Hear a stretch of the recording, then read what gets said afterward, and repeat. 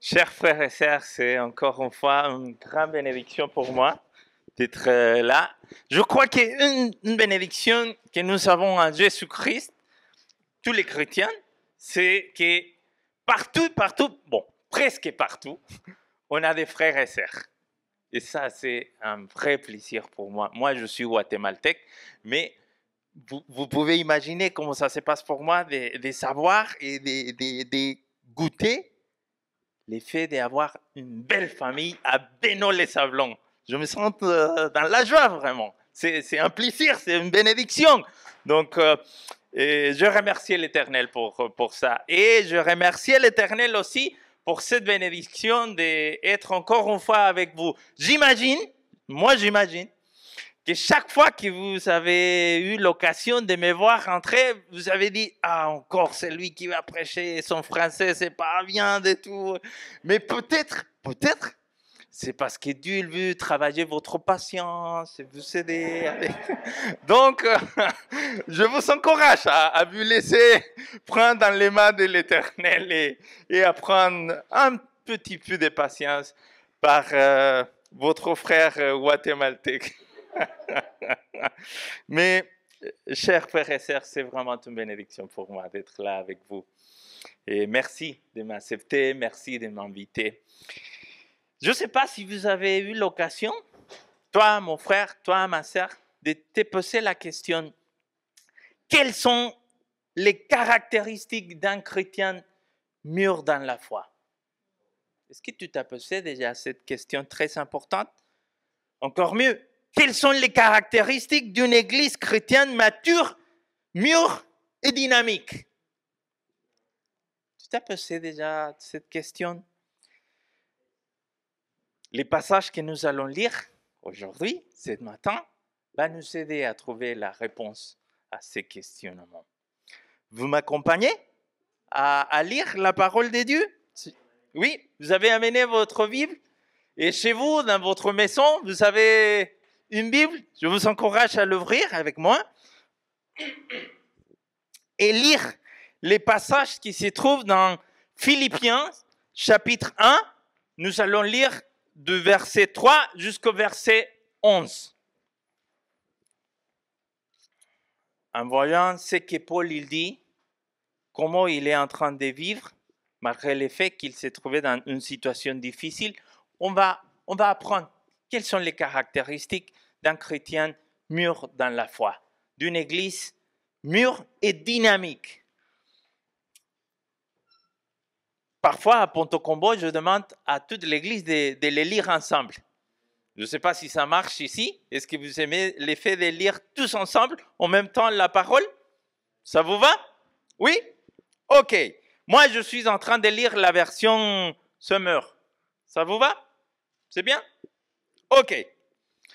J'exprime à mon Dieu ma reconnaissance chaque fois que je pense à vous. J'ai prié pour vous tous en toute occasion. Et c'est toujours avec joie que je l'ai fait. Oui, j'ai remercié Dieu car depuis les premiers jours jusqu'à maintenant, par les soutiens que vous m'avez apportés, vous avez contribué à l'annonce de la bonne nouvelle. J'en suis fermement persuadé. C'est lui qui a commencé en vous son œuvre bonne, la poursuivra jusqu'à son achèvement au jour de Jésus-Christ. Tels sont mes sentiments envers vous tous. Et il est juste que je les éprouve. En effet, vous occupez une place particulière dans mon cœur, car vous prenez tous une partie active à la grâce que Dieu m'accorde, aussi bien que je suis enchaîné dans ma cellule que lorsque je défends l'Évangile et que je l'établis fermement. Oui, Dieu m'en est témoin. Je vous aime tous de l'affection que vous portez en Jésus-Christ. Et voici ce que je demande dans mes prières. C'est que votre amour gagne de plus en plus en pleine connaissance et en parfait discernement pour que vous puissiez discerner ce qui est important. Ainsi, vous serez purs et irréprochables au jour du Christ, où vous paraîtrez devant lui chargé d'œuvres justes, ces fruits que Jésus-Christ aura produits en vous à la gloire et à la louange de Dieu. Amen. C'est la parole de Dieu pour nous, mes frères et sœurs, aujourd'hui. Et dans ce passage que nous venons de lire, la première caractéristique que j'ai trouvée, que je vois dans la vie de l'apôtre Paul, c'est qu'il a un cœur reconnaissant. L'apôtre Paul, il a un cœur reconnaissant. Regardez dans le verset 3. J'exprime à mon Dieu ma reconnaissance chaque fois que je pense à vous. Quelle leçon pour nous, mes frères et sœurs. Si Paul a remercié Dieu pour les croyants qui étaient si loin de lui, combien plus devrions-nous remercier Dieu les uns pour les autres dans notre Église? Avez-vous réfléchi déjà sur cet aspect-là dans la vie chrétienne? Parfois, on a des copains, on a des frères et sœurs dans l'Église, mais est-ce que tu as remercié déjà l'Éternel d'avoir cette bénédiction que toi, tout le monde ici, sommes partis d'un seul corps, d'un même corps? C'est une grâce, c'est une bénédiction.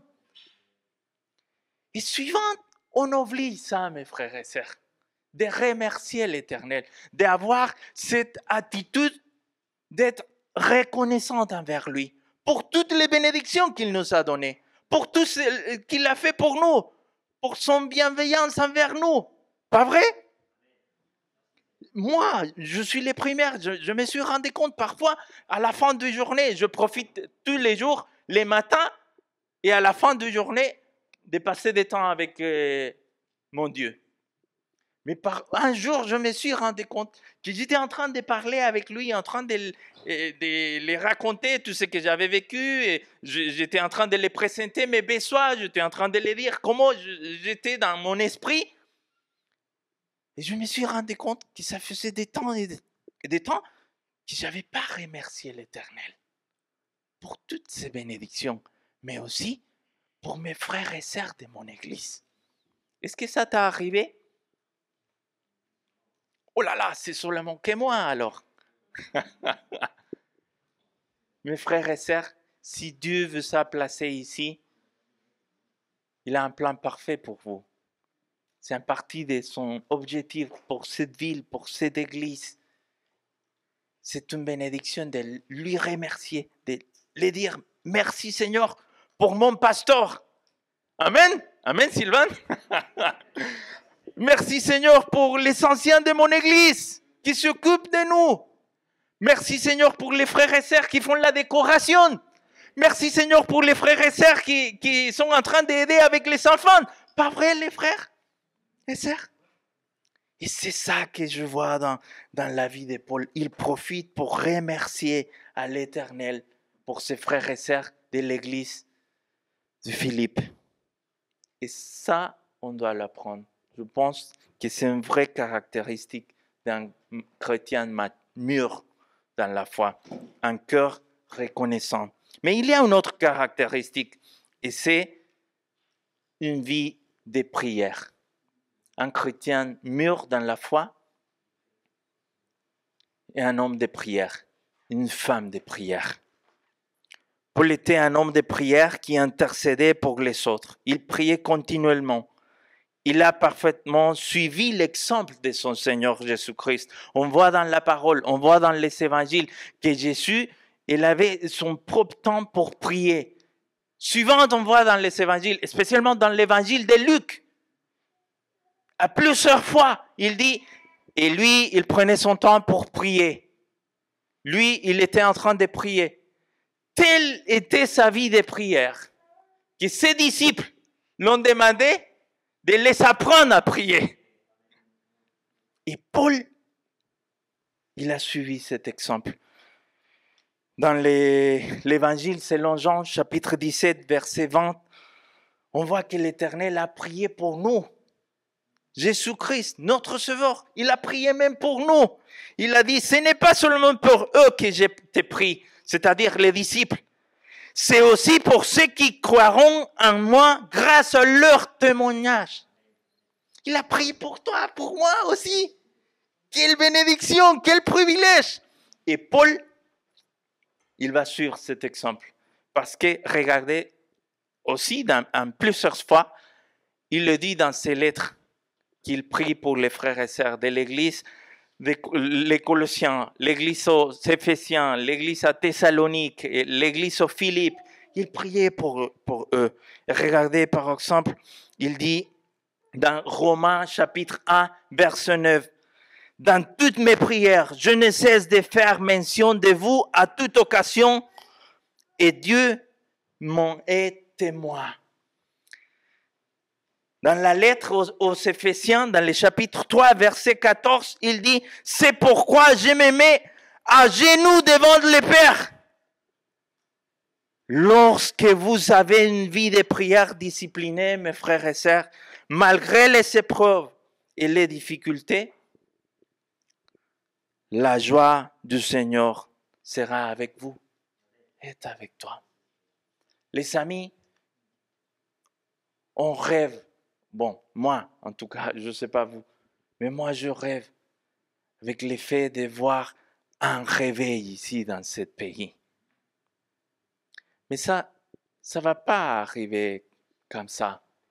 Dans toute l'histoire de l'Église, à chaque fois quand Dieu nous a donné la grâce de réveiller son Église avec la puissance de son Saint-Esprit, avec beaucoup de conversions, c'était parce qu'il avait des églises qui prenaient le temps de tomber en genoux et prier.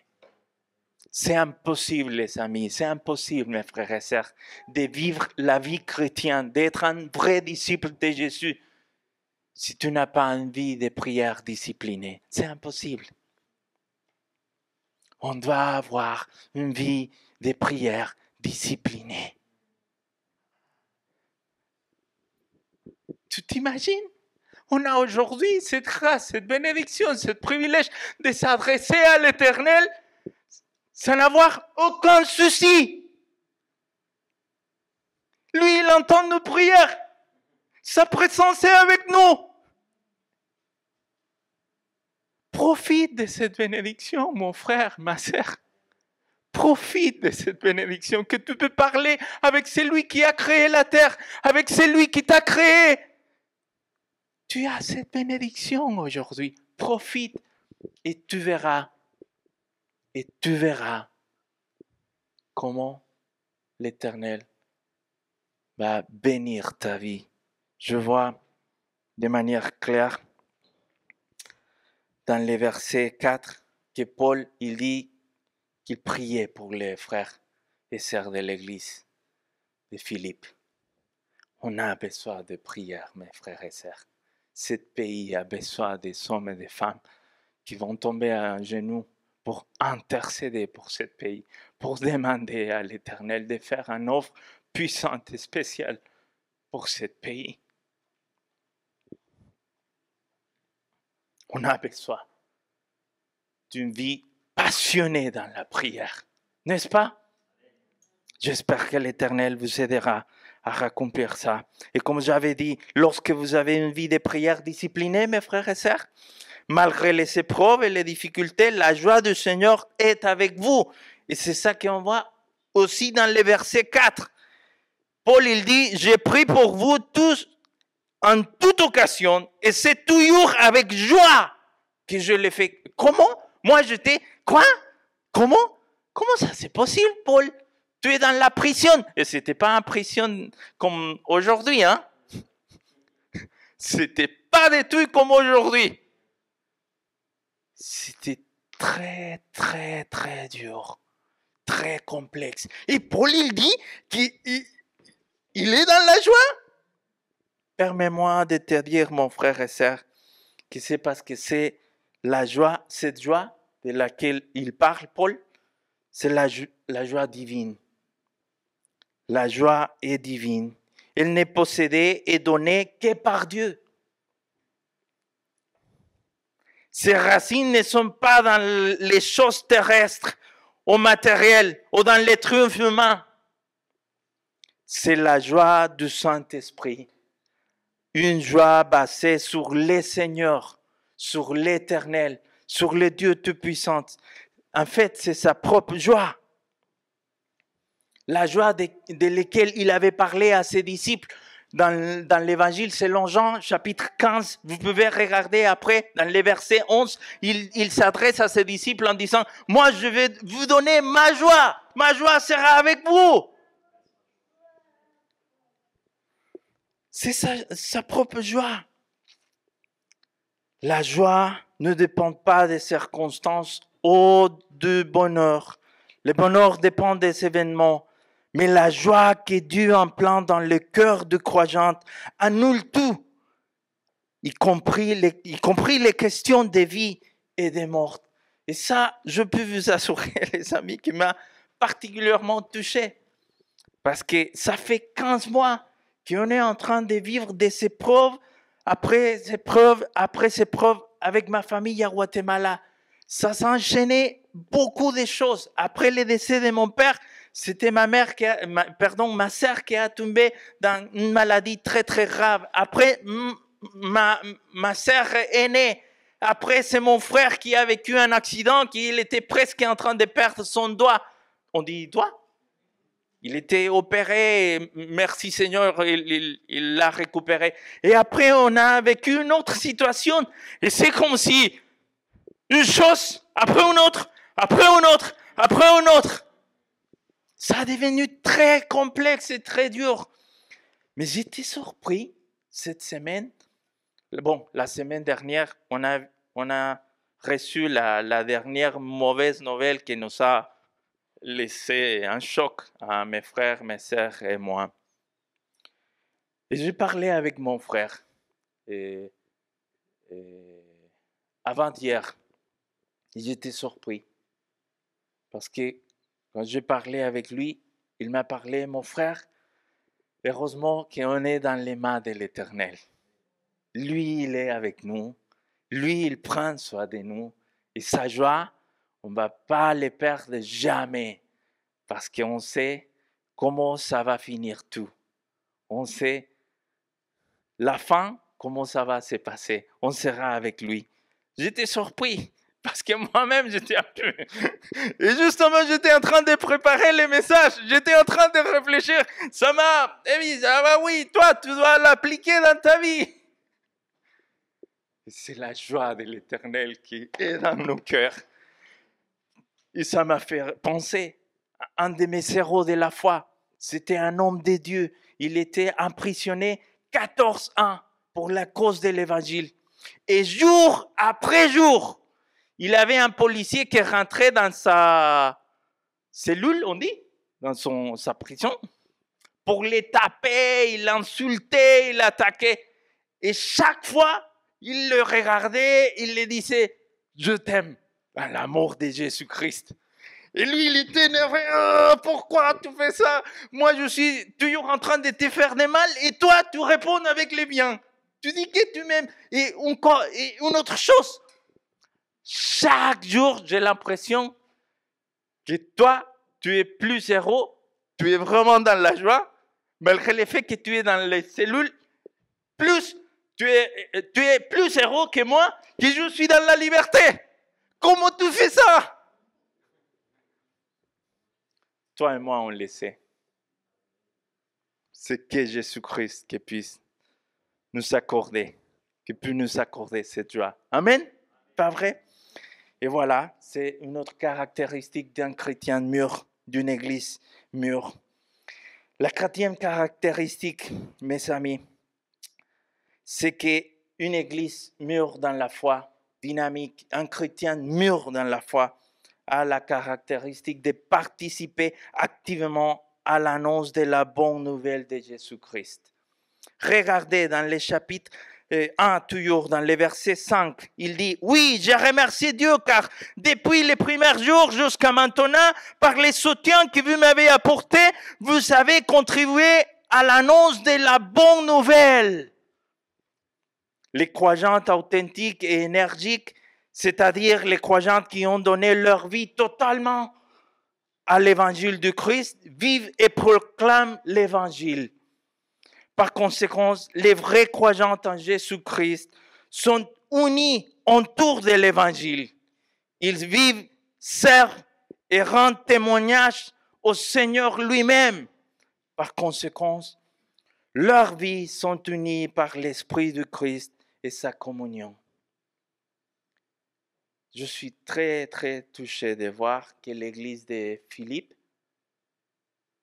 a aidé à Paul pour que l'évangile avance, pour que la cause de Jésus-Christ avance. Une église mûre dans la foi et impliquée toujours dans le fait de partager la bonne nouvelle.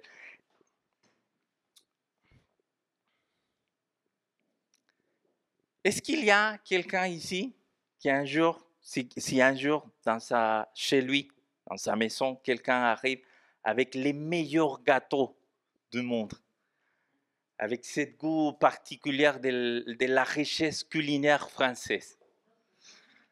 Il arrive, il l'amène à la maison. Par exemple, mon frère, ma soeur, vous qui vous avez des enfants, est-ce que vous serez capable de les manger toutes seules, vous, tous les deux? Pas vrai que non. Moi, si quelqu'un nous amène quelque chose de délicieux ou bon, on va partager avec ma femme et avec mes filles. Pas vrai qu'on fait ça? Les amis, l'évangile, c'est 1000, 2000, 3000 fois beaucoup mieux que n'importe quelle richesse culinaire de ce pays. C'est pas possible de ne pas partager avec les autres. C'est pas possible de rester que pour nous l'évangile. Ah, je vais être sauvé. Un jour, je vais être au ciel. Un jour, je veux goûter de la présence de l'Éternel. Mais jamais je vais le partager avec les voisins. Hein? C'est quoi ça? C'est pas possible. C'est pas cohérent. Donc, une caractéristique des vrais disciples de Jésus-Christ, c'est qu'il y a toujours ce désir de partager la bonne nouvelle. Mais pas seulement ici, pas seulement avec les voisins, les copains, les amis, à l'université, à l'école, mais aussi dans des autres pays. Et moi, j'étais content de savoir qu'ici, l'église de Venaux-les-Sablons est comme ça, est en train de faire des efforts pour que la bonne nouvelle arrive dans des autres pays. Pas vrai? Moi, j'avais imaginé que j'allais entendre « Amen, oui !» mais Amen, voilà. Combien de missionnaires est l'Église en train de soutenir maintenant, à peu près?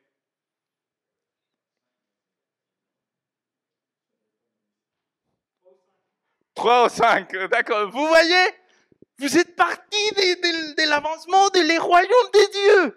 Gloire à Dieu pour cette Église alors. Pas vrai? Amen.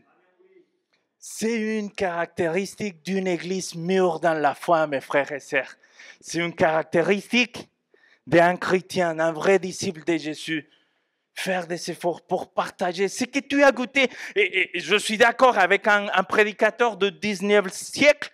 Il s'appelait Spurgeon. Il disait, c'est inconcevible que tu sois un disciple de Jésus, que tu aies eu la chance, la bénédiction de connaître ton Sauveur, d'expérimenter, de goûter toutes les bénédictions qu'il t'apporte à ta vie et que tu ne veux pas les partager. C'est inconcevible. C'est partie de l'ADN, on dit, des vrais chrétiens. Mais il y a une autre caractéristique. J'ai l'impression que le temps, ici, il va très rapide.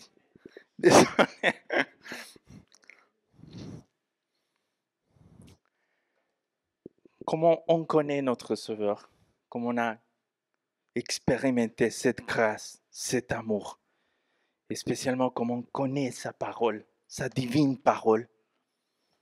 On a une caractéristique qui est présente dans la vie aussi d'un chrétien mûr dans la foi, et c'est qu'il a la confiance dans les saluts de Dieu.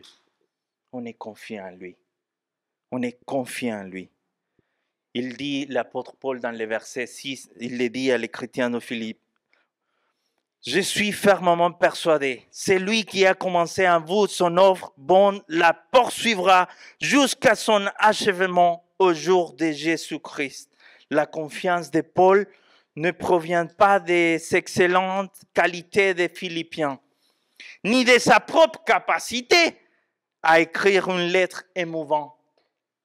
Au contraire, elle découle du caractère et de la fidélité de Dieu, qui achève ce qu'il commence et ne laisse pas son peuple se débrouiller seul. Regardez ce que Paul a écrit à l'église aux Thessaloniques dans le chapitre 5, dans sa première lettre qu'il a écrite à cette église, dans les versets 23 et 24, il a dit que le Dieu de paix vous rende lui-même entièrement saint et qu'il vous garde parfaitement esprit, âme et corps pour que vous soyez irréprochables lors de la venue de notre Seigneur Jésus-Christ. C'est lui qui vous appelle est fidèle et c'est lui qui accomplira tout cela. Moi, je ne veux pas être sauvé, je ne veux pas être au ciel, je ne veux pas être dans l'éternité avec Jésus-Christ par mes propres mérites. C'est impossible. Toi non plus. Si on sera là avec lui, si on va avoir cette bénédiction, on va goûter cette grâce, c'est justement grâce à lui. C'est le travail à lui. C'est lui qui a fait tout pour nous sauver. Donc, il ne faut pas laisser la doute arriver dans notre tête. Douter, est-ce que oui ou pas? Non, il faut faire confiance à les promesses divines de notre Seigneur. Parce que c'est lui qui a promis et sa parole nous dit qu'il est fidèle et lui, il accomplira tout ce qu'il a promis pour la gloire de son nom. Alors, on a la confiance dans les saluts de notre Dieu, notre Sauveur. Nous ne sommes pas sauvés par nos propres mérites, mais par l'œuvre de notre Seigneur Jésus-Christ. J'aimais beaucoup un poème d'Auguste Plaidy. Il était long, mais j'ai pris finalement une phrase parce que si les Guatémaltèques allaient lire tout un poème, vous allez être un peu dégoûtés. Donc, j'ai pris qu'une phrase, ne vous inquiétez pas. Et la phrase, une partie de cette belle poésie que Auguste Plaidy a écrit, il dit comme ça: l'œuvre que sa bonté a commencé, son bras fort l'amènera à sa fin. Sa promesse est un oui et un amen. Et il ne les trahira jamais. Notre Dieu est fidèle. Il nous a promis de bonnes choses et lui, il accomplira. Une autre caractéristique, mes chers frères et sœurs, c'est le travail d'équipe. Vous avez regardé ce qu'on voit dans les versets 7 et 8. Tels sont mes sentiments envers vous tous, et il est juste que je les éprouve. En effet, vous occupez une place particulière dans mon cœur, car vous prenez tous une part active à la grâce que Dieu m'accorde, aussi bien quand je suis enchaîné dans ma cellule que lorsque je défends l'Évangile et que je l'établis fermement. Oui, Dieu m'en est témoin. Je vous aime tous de l'affection que vous portez en Jésus-Christ. Les grands besoins de l'Église aujourd'hui, mes frères et sœurs, je crois, est la coopération, l'association entre ses membres. Les croyants ont désespérément besoin de devenir partenaires les uns des autres, guidés en tout par Dieu. Partenaires dans la joie, partenaires dans la souffrance, partenaires dans l'annonce et la défense de l'Évangile, partenaires de la grâce que Dieu nous donne à tous. J'aime beaucoup l'image que Paul a utilisée dans une autre lettre qu'il a écrite. On est un corps et on a des différents membres, pas vrai? Et on vient de l'entendre. Et le pasteur Sylvain, il a remercié les différents membres de l'Église qui se sont impliqués, mais aussi il a invité, il a fait une invitation pour venir et s'impliquer dans le ministère de l'Église.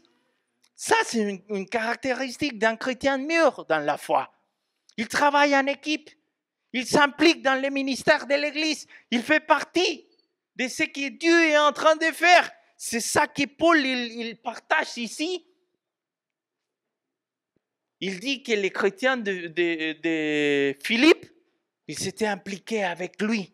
Il était en train de les soutenir par les offrandes, mais aussi peut-être bien sûr par les prières et par des paroles d'encouragement. Et les amis, je tiens au cœur de tous encourager à être partenaires, spécialement dans les moments durs, difficiles de nos frères et sœurs dans l'Église. L'année dernière, avant que la situation de mes parents arrive, j'avais écrit un article qui était publié dans un livre à l'Amérique latine sur comment les chrétiens du premier siècle et deuxième siècle, ils avaient agi dans une telle situation comme ce qu'on est en train de vivre maintenant avec la pandémie. C'est émouvant pour moi de voir comment les chrétiens, ils étaient en train de s'aider les uns les autres. Et un homme qui n'était pas chrétien, il n'était pas un croyant en Jésus-Christ, il a dit, regardez comment les chrétiens, ils s'aiment entre eux. Ils sont toujours en train de s'aider entre eux. Si quelqu'un est en train de vivre en souffrance, en grande souffrance, en douleur, tout le monde est là pour l'aider, pour l'accompagner, pour les soutenir. Et c'est ça l'Église, mes frères et sœurs. C'est ça, les frères et sœurs. J'étais touché, ça m'a beaucoup touché, le fait de voir l'exemple de Johanna, Tony, Désiré, Hugo, Arminda. C'est des noms de personnes de l'Amérique latine. Quand toute ma famille a été contaminée par le virus, le coronavirus, tout le monde a été vraiment, vraiment grave. Donc, personne n'était pour aider les autres. Tout le monde était lié. Et Hugo, Arminda, Désiré, Johanna et Tony, à risque de sa propre vie, de perdre sa vie, d'être contaminés, ils sont venus à la maison, ils sont restés là-bas tout le temps, en train d'aider mes parents, mes frères et mes sœurs. Mais vous savez quoi? Ce qui m'a choqué le plus, je ne sais pas si c'est le mot correct, choqué, qui m'a touché, tous les 5, ils ne s'étaient pas contaminés. Merci Seigneur. Mais ils ont donné, en tout cas à moi, un grand exemple d'amour, de service, de voir les autres comme plus importants que moi. Dans la caractéristique de travail en équipe, c'est ça qui marche, les amis. Et considérer, comme la parole même le dit, aux autres comme plus importantes que nous. Les aimer et les porter, même dans sa douleur, dans sa souffrance et dans des périodes de maladie. Pas vrai? Que l'Éternel nous aide à être comme ça. L'autre caractéristique, je presque arrive à la fin, ne vous inquiétez pas. C'est l'amour grandissant. Dans les versets 9, on voit que l'apôtre Paul, il nous encourage à grandir dans l'amour.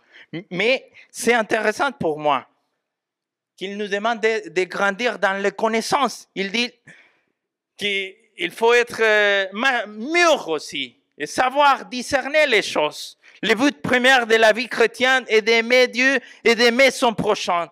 Mais l'amour n'est pas seulement une question d'émotion. Pour servir effectivement le Seigneur, nous devons utiliser notre intelligence et faire preuve de discernement. Sinon, nous efforcerons vain. Ainsi, Paul prie ici non seulement que les Philippiens continuent à exercer l'amour chrétien, mais aussi que leur amour s'exerce en parfaite connaissance et en tout discernement. La caractéristique de beaucoup de chrétiens dans l'histoire de l'Église, c'était l'amour. J'espère que l'Éternel nous accordera la grâce de vivre vraiment dans l'amour, les uns pour les autres. Amen. La dernière caractéristique, c'est une vie entière et juste pour la gloire de Dieu. Les chrétiens mûrs ont une vie entière et juste pour la gloire de Dieu. On peut le voir dans les versets 10 et 11. Dans les versets 10, il dit, pour que vous puissiez discerner ce qui est important. Les amis, est-ce que tu t'as arrêté dans ta vie déjà? Tu t'as arrêté déjà dans ta vie pour te poser les bonnes questions? C'est quoi le plus important? Quel est le mieux? C'est quoi le plus important dans ma vie? Et dans la vie, en général, c'est quoi le plus important? Pourquoi je suis ici? Le but de ta existence, l'objectif de ta existence, mon frère et sœur, c'est de rendre gloire à celui qui t'a créé. Amen. Ça, c'est les bonnes choses. Il faut les discerner. Et après qu'on a arrivé à cette compréhension, on va comprendre que par l'ordre de Jésus-Christ, Pierre, il dit dans la deuxième lettre qu'il a écrite à les chrétiens de l'Asie mineure, on dit, que Dieu, l'Éternel, Jésus-Christ, nous a donné tout pour faire possible, pour rendre possible dans notre vie la maturité chrétienne. Tout ce qu'il faut pour être mûr dans la foi, Jésus-Christ, Dieu, le Dieu Tout-Puissant, l'a accordé déjà à son Église. C'est à nous alors de faire les pas de foi, de marcher en total accord à sa parole. Mais pourquoi on va avoir une éthique, une vie morale qui plaît à l'Éternel? Pour se faire voir? Pour se faire la grosse tête? Il est dit ici, Paul, pour la gloire et louange de notre Dieu. Amen. Qu'on puisse vivre d'une telle manière, les amis. C'est pas que moi, j'ai arrivé déjà à vivre tout ça. J'avance avec l'aide de Saint-Esprit, avec l'aide de notre Dieu. Et si j'avance, c'est parce que Jésus-Christ a rendu possible tout ça, a fait possible tout ça. Et c'est le même pour toi. Que l'Éternel nous aide à être des chrétiens mûrs dans la foi. De la même manière comme on le voit dans la vie de l'apôtre Paul. Que Dieu vous bénisse. Et merci pour votre patience de m'entendre. Que Dieu vous bénisse et que l'Éternel nous aide à être des chrétiens et des églises mûres dans la foi.